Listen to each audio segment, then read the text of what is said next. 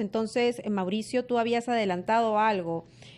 Sin cifras que no se ajusten a la realidad, no se pueden plantear estrategias. Y desde hace un tiempo se prometió que las cifras con las que contamos, las cifras de la sala situacional del MINSA, poco a poco se iban a ir actualizando, pero eso no sucedió.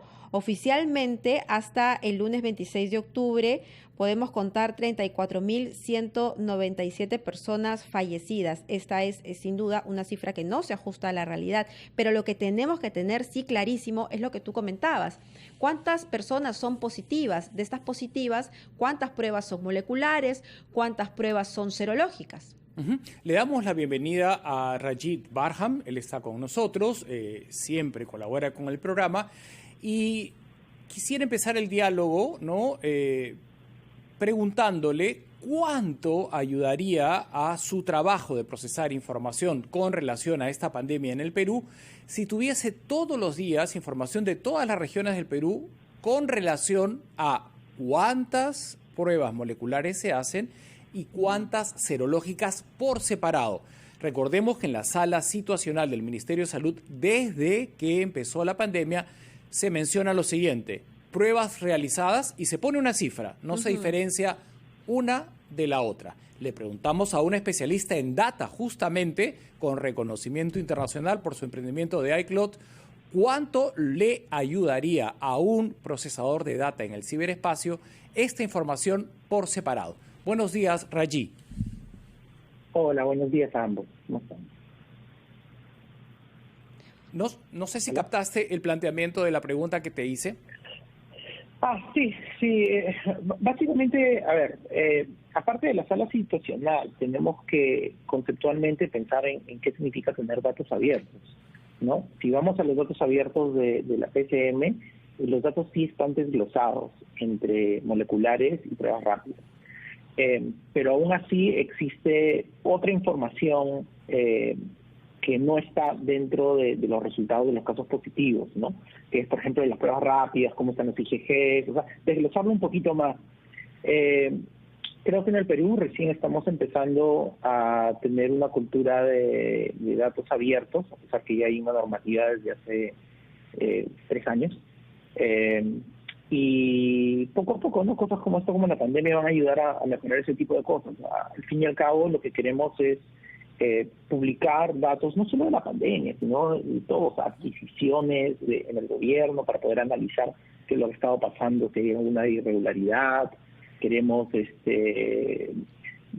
al fin y al cabo, datos abiertos es un tema de transparencia, ¿no? Es un tema de participación de los ciudadanos.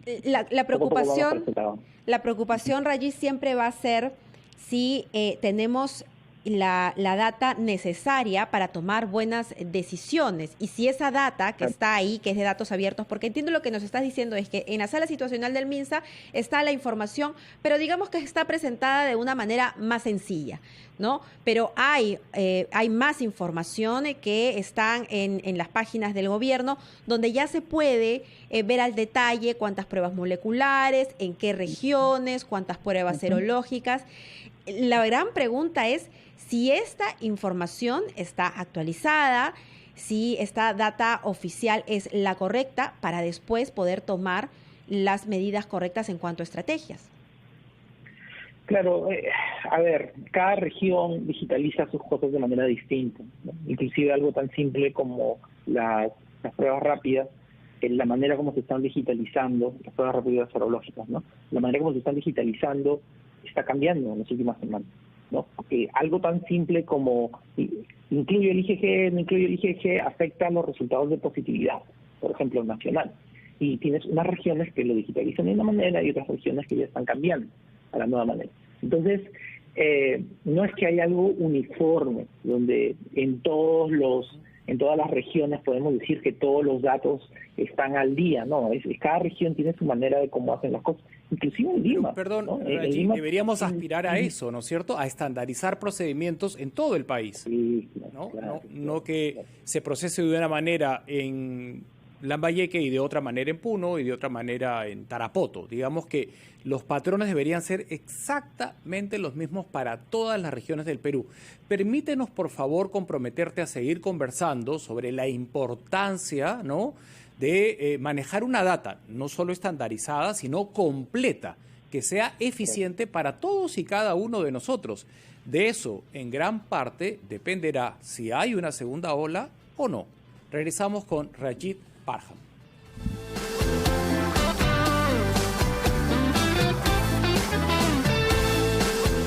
Continuamos conversando con Rajit Barham, científico computacional. Él conoce de estas cifras de las que diariamente va alimentando el gobierno, ¿no? Y estamos hablando no solamente de cifras de fallecidos, sino lo que importa en este momento también para poder hacer una estrategia correcta es cómo van los casos en cada región de acuerdo a los diagnósticos. Si esos diagnósticos son realmente acertados ya desde hace algún tiempo. Hay un acuerdo entre los científicos que las pruebas moleculares son las más indicadas. Sin embargo, continuamos haciendo en su mayoría pruebas serológicas. Y aquí hablábamos de uniformizar los criterios, Rayí. ¿Qué tan complicado es eso entre las regiones? Uno podría pensar que se trata solamente de tabular la información en un Excel, pero ¿se necesita acaso de una inversión o más que nada de voluntad?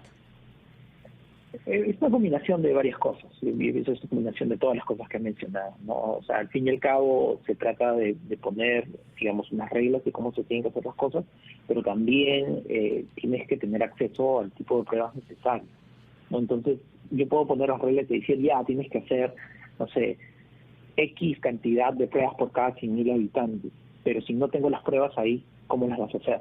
¿No? Entonces, tú tienes zonas donde no tienen el tipo de pruebas adecuadas. Entonces, ¿cómo vas a medirlo? Actualmente lo que tenemos que hacer es un poquito mirar, hay dos curvas que estamos mirando, ¿no? La curva de casos positivos y la curva de funciones, de muertes. Entonces, la curva de funciones es lo que estamos intentando evitar, que es el resultado final. Actualmente, en general, en todas las regiones, está bajo. Entonces yo pienso que la gente está un poco más tranquila, no le están poniendo tanta prioridad a hacer las pruebas, en fin. Pero es un error, porque las pruebas es lo que te avisa que ya se viene el aumento de la otra curva. Si tú no haces pruebas, no tienes, estás mirando constantemente los casos positivos para tranquilizar la situación, lo que va a suceder es que te vas a dar cuenta que la cosa está mal cuando ya la curva de fallecidos aumenta. Pues actualmente toda la curva de fallecidos en la mayoría de las regiones está casi en su normalidad y creo que está dando un poquito de tiempo de respiro, pero al mismo tiempo la gente se está confiando demasiado.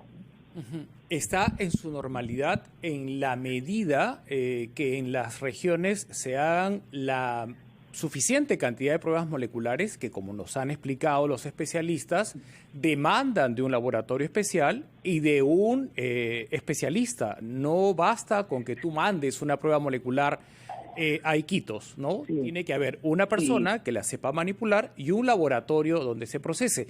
Entonces, todo viene en cadena. ¿Has identificado que hay personal, capital humano, capacitado para procesar data cuando se le suministre? Porque quizás no se le está suministrando y quizás no hemos preparado a suficientes funcionarios para que llegue la data debidamente procesada y estandarizada, o sea, con la misma metodología en todo el Perú. Ojo, ahí hay un punto aparte que quiero hacer de un comentario que hiciste. Hay un mito que se ha normalizado desde el comienzo de la pandemia, de que no teníamos suficientes laboratorios para poder procesar las pruebas moleculares. Ojo, que el problema ahí ha sido más la normativa y la manera como se tenían que procesar, ¿no? En otros países hay como 150 reglas que tienes que tener certificado de X, Y, Z para poder procesar estas. No significa que no teníamos una manera de procesar esas pruebas moleculares de manera rápida si bajábamos, digamos, los requerimientos que existían. ¿No? Y ahí puedo mandar después. ¿Por qué no lo hicimos? Sí, no lo hicimos, ¿no? O sea, simplemente no lo hicimos. Sí podíamos procesarlos, todavía podemos hacerlo, incluyendo, digamos, instrumentos que hay en varias universidades alrededor de todo el país. Lo que nos estás diciendo, Rayi, es que,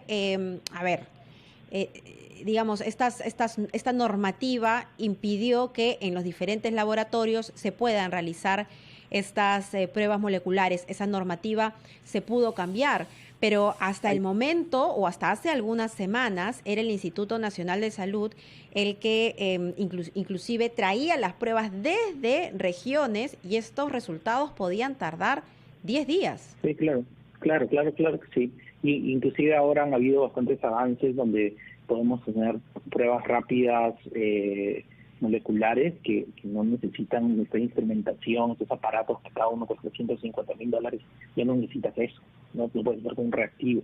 Entonces hay maneras de hacerlo actualmente sin necesitar tener todos esos laboratorios.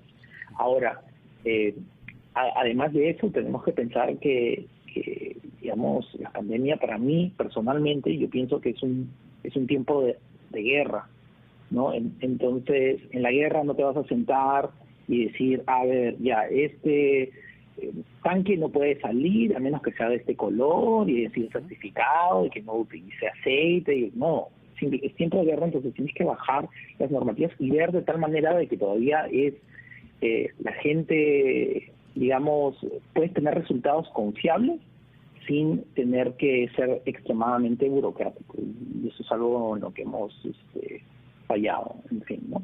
Pero ahora lo que podemos hacer es mirar lo que está pasando ahora y cómo podemos mejorar la situación, ¿no? Entonces, si tenemos que identificar un problema, es la cantidad de test moleculares que se está haciendo actualmente, tiene que ser consistente, tiene que ser uniforme, estandarizado en todas las regiones. ¿Para qué? Para enterarnos antes de que suba la curva de finales. Cuando hablaba de normalidad de curvas, está hablando de normalidad de números pre-pandemia en muertes. No necesariamente estoy hablando de casos positivos, ¿no? Los casos positivos es un tema complicado porque ya estamos empezando a ver pequeños aumentos en la cantidad de casos positivos en algunas regiones de Perú, ¿no? En Moquegua, por ejemplo. Pero no se está reflejando en la curva de muertes porque no se refleja hasta después de una semana, ¿no? Entonces, todavía los números no son preocupantes, ¿no? Para darte un ejemplo, el de Moquegua, ¿no? El 11 de octubre estábamos en 118 casos positivos por millón, ahora estamos en 136, es un aumento. No es igual a como estábamos en agosto, que eran casi 999 casos por millón, que bastantes Pero casos es un positivos, ascenso, ¿no? Igual que no debería ocurrir. Lo ideal es que siempre vaya hacia abajo, ¿no? Exacto.